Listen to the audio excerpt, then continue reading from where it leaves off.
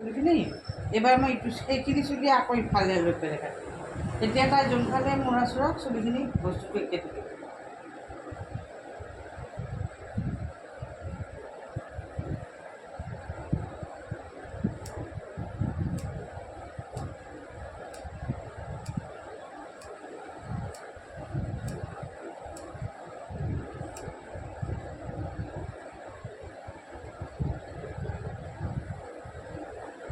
এতিয়া বেবী কাটৰ নিচিনাকৈ আগটো মিলাব লাগিব।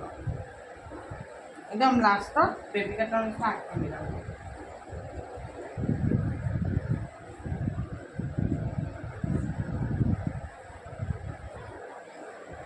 বেবী কাটৰ নিচিনা আগটো মিলাওঁতে সদায় আইব্ৰুটো চাব লাগিব।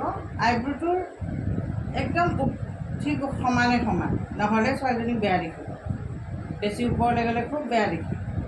গতিকে আইব্ৰুটোৰ অলপ সমানে সমানে চুলিটো কাটিব লাগিব।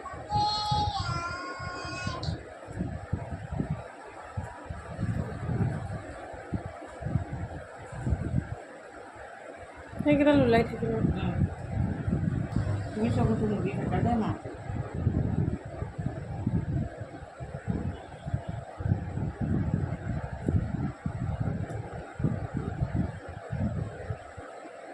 আইব্ৰুটোৰ ওপৰত কটাৰ কাৰণে আমাৰ স্প্ৰিং কৰি ওপৰলৈ যায়।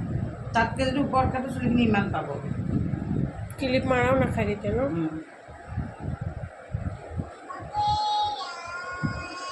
নাযায়ে দেখোন ৰেজৰো কামৰ। এইবিলাক এই তলৰ চুলিবিলাক ৰেজৰ দি চাফা কৰি দিব লাগে। নাযায়ে এইফালে ৰেজৰ দি।